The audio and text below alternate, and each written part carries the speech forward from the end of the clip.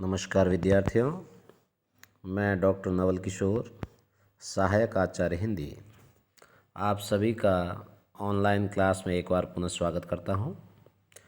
विद्यार्थियों, आज हम बीए द्वितीय वर्ष का जो द्वितीय प्रश्न पत्र है उसकी जो चतुर्थ इकाई है उसके शिक्षण बिंदु भक्ति काल और भक्ति काल में भी भक्ति काल की सामाजिक, राजनीतिक व सांस्कृतिक पृष्ठभूमि के बारे में चर्चा करेंगे। सबसे पहले भक्ति काल की जो राजनीतिक परिस्थितियां थी, पृष्ठभूमि थी, उसके बारे में हम चर्चा करते हैं। विद्यार्थियों, यदि मध्यकाल को इससे पूर्व में देखा जाए तो उसे दो खंडों में विभाजित किया गया है, पूर्व मध्यकाल और उत्तर मध्यकाल। पूर्व मध्यकाल को भक्ति काल तथा उत्तर मध्यकाल को रीतिकाल कहा जाता है। आचार्य शुक्ल से तात्पर्य रामचंद्र शुक्ल ने संवत 1375 विक्रमी से 1700 विक्रमी तक के कालखंड को भक्ति काल कहा है।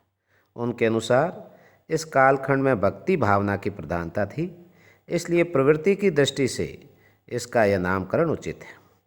डॉक्टर नगेंद्र ने अध्ययन की सुविधा की दृष्टि से 1350 ईस्वी से लगाकर 1650 ईस्वी तक भक्ति काल की समय सीमा स्वीकार की है।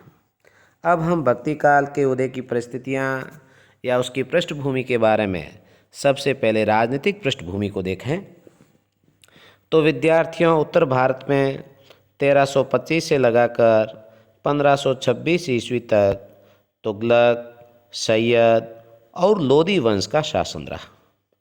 मोहम्मद बिन तुगलक, फिरोज़ तुगलक, जौनाशाही, सुल्तान महमूद शाह तक तुगलक वंश का शासन रहा और मोहम्मद बिन तुगलक ने अपनी जो राजधानी थी वह दिल्ली से देवगिरी ले जाने की बहुत बड़ी भूल या जिसे कहते हैं मूर्खता की।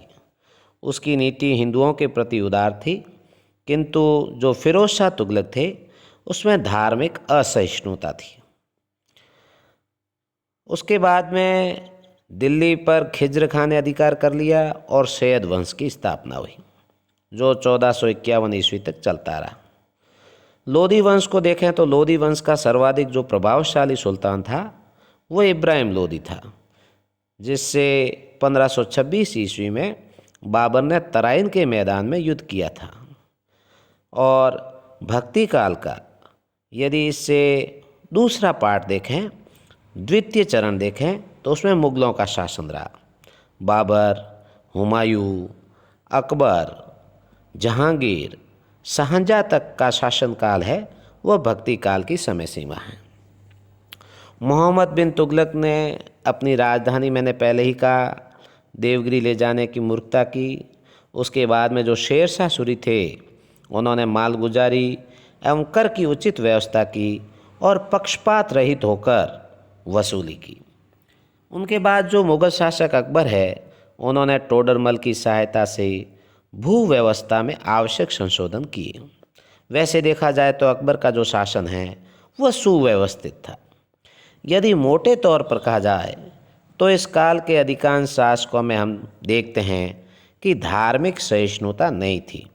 इस समय हिंदू और मुस्लिम जनता में भी सद्भाव नहीं था। राजनीतिक दृष्टि से भले ही हिंदुओं का पराभव हो गया था, किंतु वे अपने को छोटा मानने को तैयार नहीं थे और दोनों ही संप्रदायों के धर्माचार्य भी उनके विद्वेष को बढ़ाने में अपना योगदान देते रहते थे।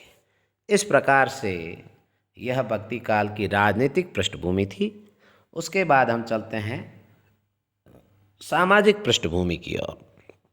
यदि इस काल की सामाजिक पृष्ठभूमि देखी जाए तो हम देखते हैं कि वर्ण व्यवस्था में जो आस्था रखने वाले हिंदू हैं वो छुआछूत में विश्वास रखते थे। उनमें ऊंच नीच की भावना बहुत विद्यमान थी। हिंदू और मुसलमानों में परस्पर हम देखते हैं कि इस समय आत्मीयता नहीं थी।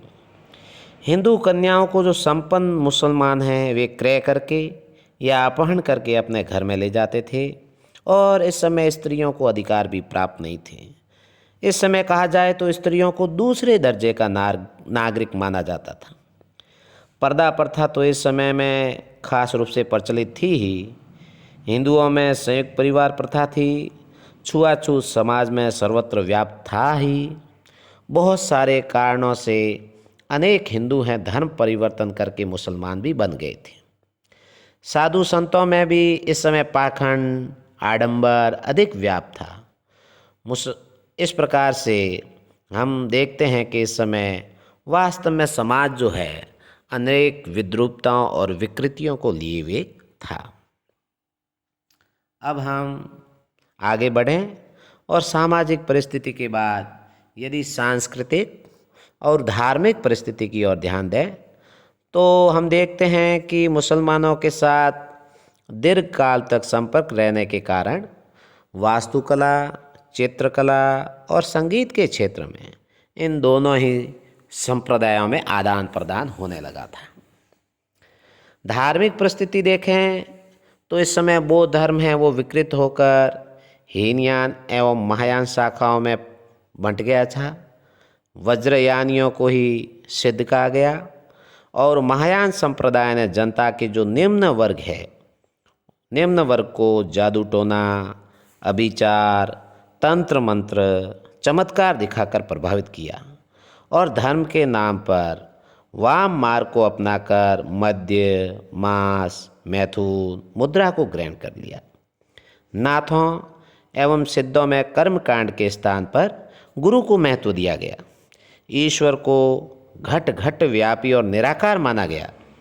भक्ति काल में परिवर्तित जो संत मत था उसकी धार्मिक पृष्ठभूमि जो है वो सिद्धों और नाथों ने ही तैयार की थी। अब आगे धार्मिक रूप से यदि मुसलमानों को देखा जाए तो मुसलमान जो थे वो मूर्ति पूजा के विरोधी थे और मूर्ति को भंजन तोड़ने में विश्वास रखते थे। वे भी हिंदुओं की भांति माला फेरते थे, हज यात्रा करते थे, मस्जिद में अजान देते थे, रोजे भी रखते थे। हिंदू और मुसलमानों में धर्म का जो बाह्य आडंबर था किंतु आंतरिक शुद्धि का हम देखते हैं तो उसका नितांत अभाव इस समय हमें दिखाई देता है। भक्ति का जो स्रोत है दक्षिण भारत में प्रकट हुआ था, उसके प्रचार प्रसार के लिए इस समय उत्तर भारत में बिल्कुल अनुकूल वातावरण था।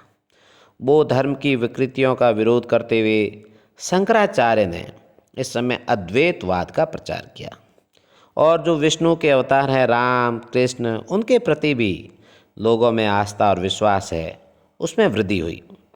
और जो रामानंद हैं उन्होंने भक्ति का द्वार सबके लिए खोल दिया था। मन और कर्म की शुद्धता भक्ति भाव से ही होती है। तुलसी के सिद्धांत को रामानंद ने आधार भूमि दी थी। श्री कृष्ण के लोक रंजनकारी स्वरूप का चित्रण भागवत के 10वें स्कंद के आधार पर कविगण हैं करने लगे थे। एक संप्रदाय और था जो सूफी संप्रदाय के नाम से जाना जाता है और हम यदि उनकी तरफ देखें तो सूफी धर्म का प्रचार भी एक बहुत बड़े क्षेत्र में इस समय हो रहा था। प्रेग मार्ग पर आधारित सूफी संप्रदाय की जो जड़ें हैं भूमि उसकी जड़ें इस भूमि में पनपने लगी थी और हिंदू मुस्लिम जो सांस्कृतिक समन्वय का आधार है वो सूफियों ने तैयार किया था। इस्लाम धर्म में शरा और बेशरा 2 कोटियाँ हैं और भारतीय सूफी प्रमुख रूप से बेशरा संप्रदाय के हैं जो इस्लाम के अनुयायी होकर भी कट्टर मुसलमानों से अलग हैं। सूफियों के मुख्य रूप से इस समय देखें तो 5 संप्रदाय हैं प्रसिद्ध थे जिनमें चिश्ती, कादिरी, सुहरावर्दी, नक्शबंदी और सत्तारी और इन संप्रदायों की भी अब अलग अलग शाखाएं और प्रशाखाएं हैं। आगे हम यदि बात करें तो धार्मिक रूप से लोगों में आत्मा, परमात्मा, मोक्ष, पुनर्जन्म के सिद्धांतों में कोई परिवर्तन नहीं हुआ किंतु इस समय धर्माचार के नाम पर अनाचार, मिथ्याचार और व्यभिचार भी पनपने लगा। बाह्य आडंबर और कर्मकांड को ही धर्म समझा जाने लगा। इस प्रकार से मध्यकाल में रुचि और संस्कार में समन्वय की चेष्टा की गई। जो शैव और वैष्णवों का समन्वय है वो भी इसी के अंतर्गत आता है। इस प्रकार से विद्यार्थियों आज हमने जो भक्ति काल है उसकी सामाजिक, राजनीतिक और सांस्कृतिक पृष्ठभूमि के बारे में अध्ययन किया है। इससे अगले कालांश में हम अगले शिक्षण बिंदु के बारे में चर्चा करेंगे। तब तक के लिए आप सभी का बहुत बहुत आभार।